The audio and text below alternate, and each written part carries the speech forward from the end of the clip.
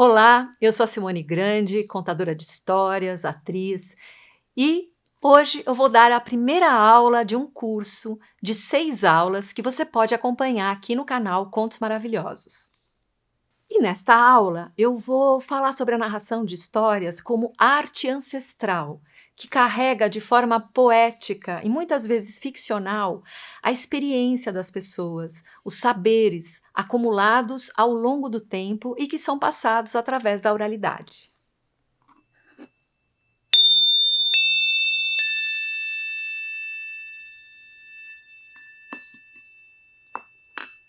Contar histórias é uma arte muito, muito antiga, tão antiga quanto a nossa existência na Terra.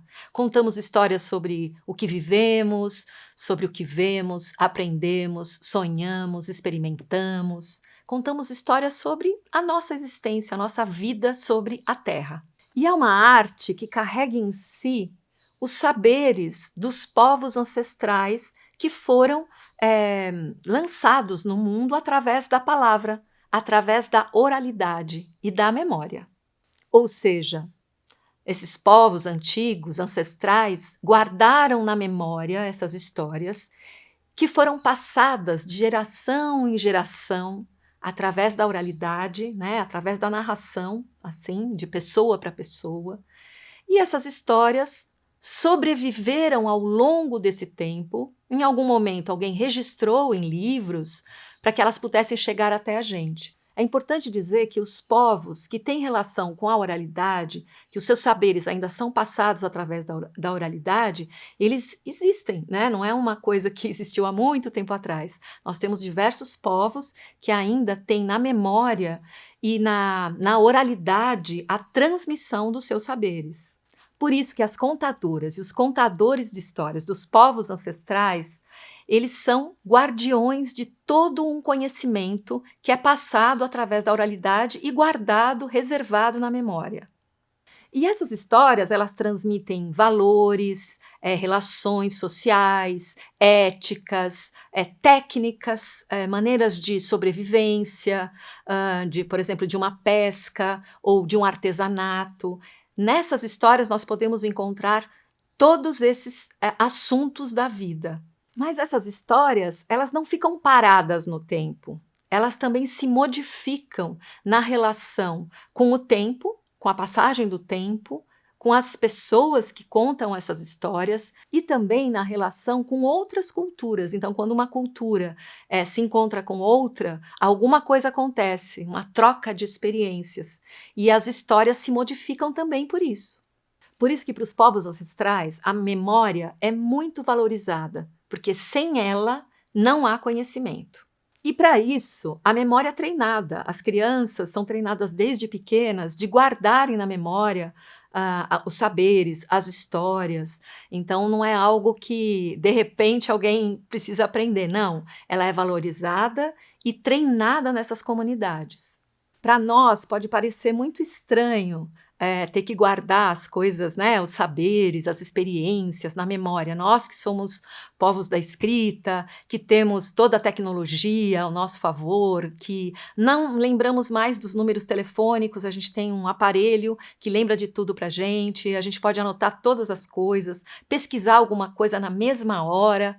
Então, é uma outra relação. A nossa memória aqui, eu acho que nos centros urbanos, está um pouco desvalorizada, porque a gente se apoia nos objetos, né, nos equipamentos eletrônicos, para colocar parte da nossa vida, né, da nossa memória, da nossa experiência dentro desse aparelho, que eu acho incrível a gente ter algum lugar onde também a gente possa guardar as nossas memórias. Mas é importante também a gente valorizar a memória como algo que pode falar da nossa própria história, da nossa ancestralidade, da nossa relação com o mundo, de não esquecer o que passou, né, o que aconteceu, para que a gente possa mudar um futuro próximo.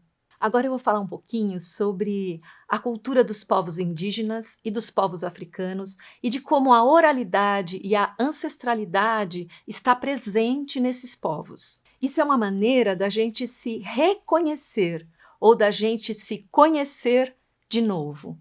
No nosso país, nós temos mais de 305 povos indígenas com mais de 270 línguas, idiomas completamente diferentes.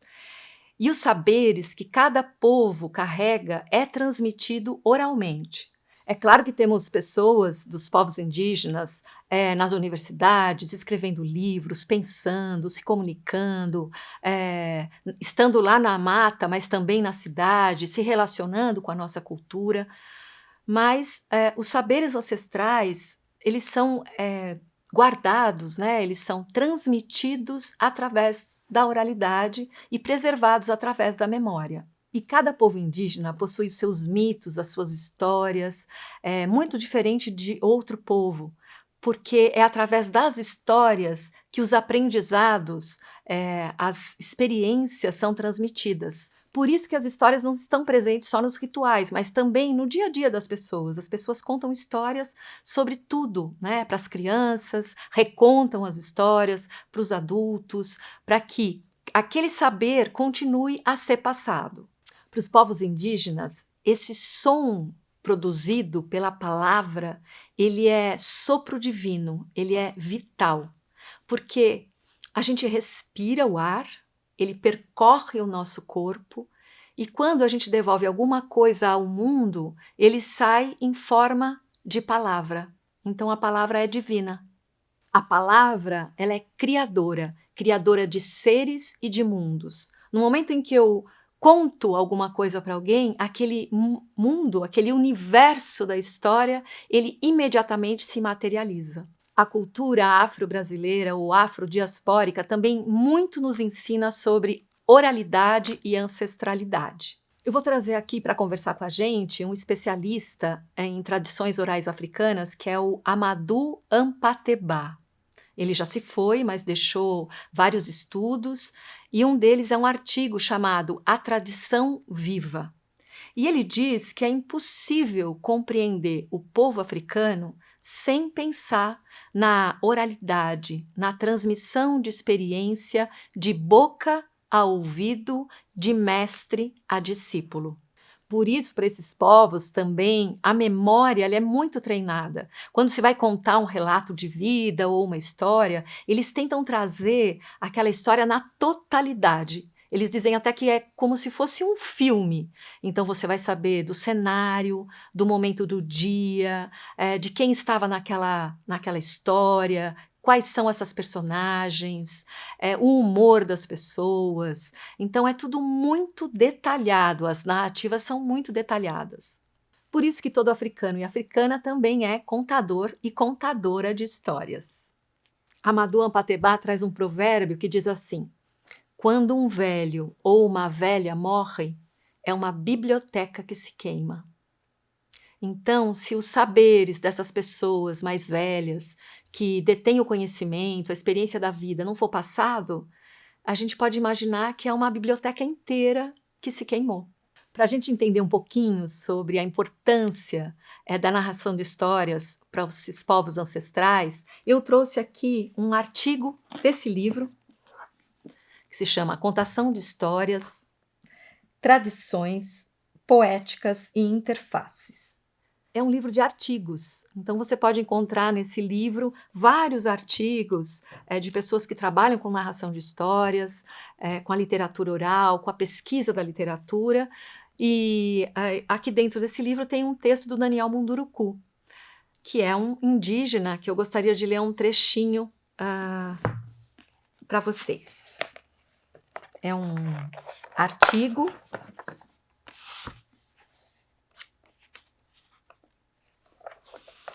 e o nome do artigo é A História de uma Vez, um olhar sobre o contador de histórias indígena. E ele diz assim: a gente aprende muitas histórias durante a vida. Algumas são para dizer quem somos, de onde viemos e para onde vamos. Essas histórias nos ajudam a perceber parte do universo. Tem história que nos ensina de onde tirar nosso alimento. Histórias da mandioca, dos frutos comestíveis, das plantas medicinais. Essas histórias nos contam que tudo é sagrado, porque nos foi dado graciosamente. Há histórias de homem que namora mulher. Nem sempre tem a forma que conhecemos hoje. Às vezes, homem e mulher são seres da natureza. Podem ser plantas, podem ser bichos, podem ser rios, podem ser árvores ou pássaros.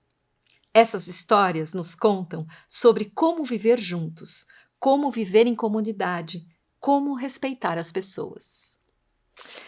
Eu acho muito bacana esse trecho desse artigo, porque é isso, a gente constantemente conta histórias, e as histórias fazem parte do nosso dia a dia, e elas podem nos ajudar a entender, né, a nossa existência, o nosso momento, a relação com as pessoas que a gente tem à nossa volta.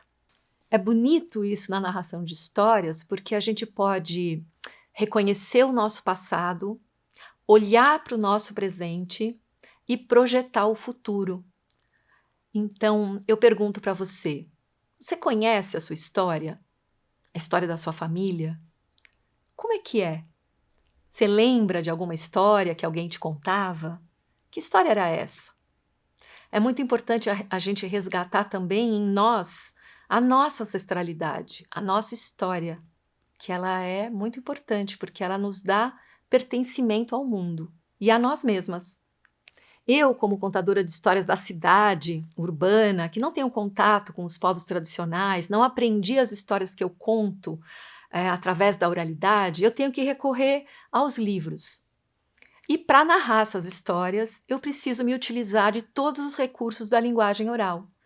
A palavra, a voz, o gesto, a intenção, a emoção, e a relação com o público, que acontece de maneira diferente a cada vez que você vai narrar uma história. Nessa aula, eu falei sobre a narração de histórias, sobre essa arte que carrega em si a sabedoria, a ancestralidade e a experiência humana. Bem, essa foi a primeira de 6 aulas que eu vou dar aqui no canal Contos Maravilhosos. Então acompanhe, curta, se inscreva no canal e comente. Até a próxima aula!